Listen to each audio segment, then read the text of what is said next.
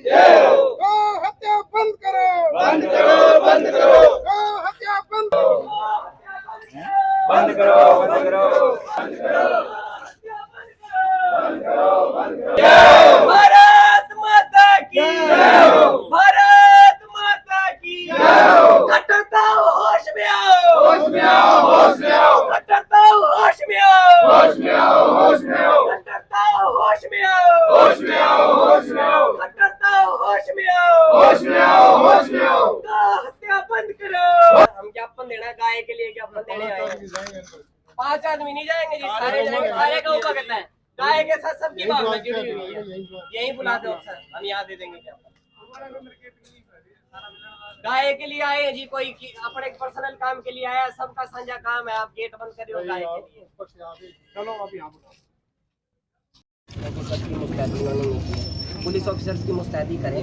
Number 2 sir, ma'am जो फालतू गोवंश को शहर में छोड़ रहे हैं और जो बेसहारा गोवंश शहर के अंदर है, मैम इनके लिए कोई ना कोई कड़ा कदम उठाया जाए, बेसहारा गोवंश की समस्या से निदान मिले। अभी लंपी वायरस के लिए मैम एक टेम्परेरी पार्क के अंदर गायों के लिए जगह बना रखी है, उसके मैम ना तो कोई शेड है। गाय बारिश के अंदर बारिश आई, बारिश में मरी, अब गाय धूप में मर रही है मैडम। बीमार गोवंश है सारा, वो गोवंश पहले ही लंपी के कारण इतना परेशान है मैडम। वो धूप के अंदर मर रहा है, बारिश के अंदर मर रहा है मैडम। उनके लिए कोई सही व्यवस्था मैडम की जाएगी। तो मैडम ये गायों के ऊपर जो अत्याचार हो रहा है, इसे बंद के मैं आपसे निवेदन करना चाहता हूँ। डीसी साहब तो हमारे गौ सुरक्षा कार्यबल के प्रधान हैं, तो हम आज अपने प्रधान जी से ही निवेदन करने आए हैं कि वो इस समस्या को थोड़ा सा, इस समस्या को समझे और इस पर निवारण करें। थोड़ा सा मैडम इसमें पर्सनली और भी हुआ है, क्योंकि पहले भी दिया हुआ है। थोड़ा सा थोड़ा सा इन पे हम इस पर कोई बनती कार्रवाई पिछली बार भी नहीं की गई। इस पर मैम इस पर थोड़ा ध्यान देने की ज़रूरत है। और हम अगर अभी इस पर कार्रवाई हो जाती है तो हम आपका धन्यवाद करेंगे। जो अगले महीने से हम एक धरना जारी करेंगे यहाँ पे, वरना हम तो जी गाय के लिए काम करना चाहते हैं और अपना पर्सनल कोई काम नहीं है जी, गाय के लिए काम करना चाहते हैं। आप हमारी मदद करें जी, सारा प्रशासन को वो भगाता है, हमें ये विश्वास आप करोगे। बोलिए गौ माता की जय हो। पंकज सैन, गोरक्षा दल सिरसा से। आज हम यहाँ सभी एकत्रित हुए हैं। जो गाय के ऊपर इतना जुल्म हो रहा है, शहर के अंदर गोवंश की बुरी हालात है, बेसहारा गोवंश की गो तस्करी निरंतर बढ़ रही है। अभी कल रात हमने एक गोवंश से भरा ट्रक पकड़ा है, जिसमें गोवंश को तस्करी के लिए, गोकशी के लिए ले जाया जा रहा था। तो मैं सरकार से, प्रशासन से ये निवेदन करता हूँ कि गाय पे जो अत्याचार हो रहे हैं उन पर रोक लगाए। ये सरकार गाय के नाम पे वोट मांग कर बनी थी, गाय के नाम पे वोट लिए थे। गौ को माता का था, माता कहकर किसी के साथ भी माता कहकर धोखेबाजी नहीं करनी चाहिए। खट्टर साहब, गाय को आपने माता कहा था, आज गाय के साथ न्याय करो। गौ तस्करी बढ़ रही है, शहर में बेसहारा गोवंश की बुरी हालात है। लंपी से गाय इतनी पीड़ित है, गाय लंपी के कारण इतनी तड़प रही है। हजारों गोवंशों की मौत हो चुकी है। प्रशासन व सरकार इसके लिए कुछ भी करने को तैयार नहीं है। तो किस किस तरह की मांगे हैं जिसको लेके आज आप प्रदर्शन करने पहुंचे हैं?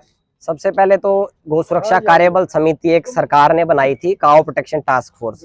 इसके अंदर पुलिस वालों की कोई मुस्तैदी नहीं की गई, तो हम कहते हैं परमानेंट पुलिस ऑफिसर्स इसके अंदर दिए जाएं जो गौ सुरक्षा कार्यबल के साथ काम करें।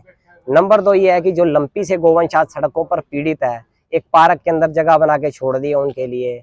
वो टेंट लगा के पार्क के अंदर एक शरणार्थी की तरह गाय वहां रह रही है। तो गाय के लिए एक शेड की व्यवस्था, बारिश आई, धूप आई, गाय बारिश में धूप में वहां तड़प रही है, बीमार गोवंश है। थोड़ा रहम करो बीमार गोवंश पे, कोई सही व्यवस्था होनी चाहिए। ये है कि जो गो तस्करी निरंतर बढ़ रही है उन पे पाबंदी लगाई जाए। शहर में बेसहारा गोवंश की बहुत दुर्दशा है। शहर के अंदर इतना बेसहारा गोवंश है जिससे गोवंश का एक्सीडेंट भी रोजाना हो रहा है, आमजन को भी नुकसान है, आमजन के भी जान माल की हानि हो रही है और गोवंश में निरंतर मर रहे हैं। और जो धर्म की नींव है, हमारी धार्मिक आस्थाएं जुड़ी हुई हैं गाय से, ये इसको वोट बैंक ना समझा जाए। ये हमारी धार्मिक आस्था है, करोड़ों भारतीयों की धार्मिक आस्था है, तो इसे धार्मिक आस्था को समझा जाए और गाय को बचाया जाए। लोग सड़कों पे गोवंश को छोड़ देते हैं, पहले भी ऐसा कोई मामला सामने आपके आया था? सड़कों पे गोवंश को लोग छोड़ दे रहे हैं, हम उसके ऊपर थोड़ा पाबंदी लगाने की कोशिश कर रहे हैं, प्रशासन अगर हमारा साथ दे तो। पर ये बात है कि प्रशासन के पास सारा सिस्टम है, प्रशासन चाहे तो जितना भी गोधन बेसहारा आज है उनको शरण दे सकता है। उसके लिए सरकार और प्रशासन कोई ना कोई कदम उठाए। जो लोग बेसहारा गोवंश को छोड़ रहे हैं उन पे भी कार्रवाई की जाए। सबसे बड़ी बात इस पूरे मुहिम में है कि गौशालाओं का कितना सहयोग आपको लगता है, क्योंकि आमतौर पे जब भी कोई गोवंश को गौशाला छोड़ने जाता है, छोड़ने दिया नहीं जाता वहाँ।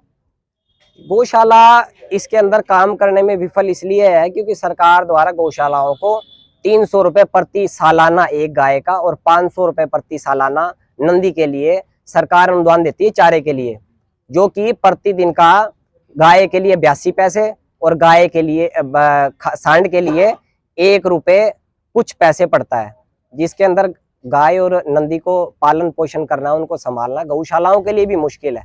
और जिस तरह की अभी कोरोना काल आया उसके बाद ये जो मंदी की मार झेल रहा है, तो लोग दान इतना ज्यादा दान नहीं जुटा पाते, गौशालाएं भी असमर्थ हैं, तो सरकार एक अनुदान राशि दे। जिस तरह उत्तर प्रदेश सरकार 30 रुपये प्रतिदिन प्रति गौवंश दे रही है, गुजरात सरकार 30 रुपये दे रही है, राजस्थान की सरकार 35 रुपये प्रतिदिन प्रति गौवंश दे रही है, दिल्ली सरकार 20 रुपये प्रतिदिन प्रति गौवंश के हिसाब से दे रही है। तो सरकार एक राशि जारी करे गायों के लिए, हर महीने गौशालाओं को ग्रांट दे, ये सारी गोवंश जितने भी हैं सारी गौशालाओं में शिफ्ट करे।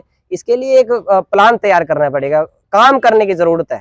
तो जिस तरह से रात को गोवंश का ट्रक पकड़ा गया, क्या पूरा मामला था, किस तरह से सूचना आपको मिली थी, क्या सूचना मिली? हमें सूचना प्राप्त हुई कि सरदूलगढ़ से डिंकी रोड पे एक ट्रक आ रहा है जिसके अंदर गोवंश है और गोवंश राम रहे हैं। हमने तुरंत फिर डिंग मोड़ पे इसके लिए नाकाबंदी की, पुलिस को सूचना दी, पुलिस हमारे पास पहुंची, हमें ये ट्रक आता दिखाई दिया, हमने ट्रक को रुकने का इशारा किया, पुलिस ने ट्रक को रुकवाया। ट्रक के अंदर गोवंश को बेरहमी से ठूस ठूस कर भरा गया था। तस्कर ने खुद ये बात कबूल की कि मैं इनको नूह मेवात तस्करी के लिए, कटने के लिए ले जाया जा रहा हूँ। नूह मेवात कोई पाकिस्तान में नहीं है, नूह मेवात हरियाणा में ही है और हरियाणा में गोकशी हो रही है। सीएम साहब को भी पता है, मेवात के पूरे प्रशासन को, पुलिस को, एसपी साहब निरंतर इसके लिए काम मेवात के कर रहे हैं।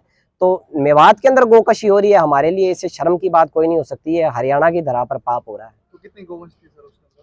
इसके अंदर 5 तो सांड थे, नंदी थे और 4 गाय थी, टोटल 9 गोवंश थे। तो पुलिस की तरफ से क्या कार्रवाई है सर? पुलिस के द्वारा एफआईआर दर्ज कर ली गई थी और गोवंश को नंदीशाला में छुड़वा दिया गया था और बाकी आगे कार्रवाई पुलिस द्वारा जारी है। युवक था, युवक की एज वगैरह क्या थी जो 22-23 साल का युवक था जो ट्रक संचालक कर रहा था।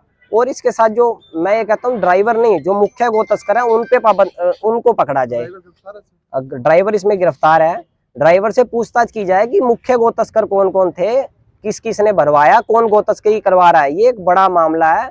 और अभी यूपी पुलिस ने ये भी बात बताई कि ये सारा गो तस्करी का पैसा आतंकवादियों के काम में आ रहा है, आतंक फैलाया जा रहा है इस पैसे से, तो इस पे भी पाबंदी लगाई जाए।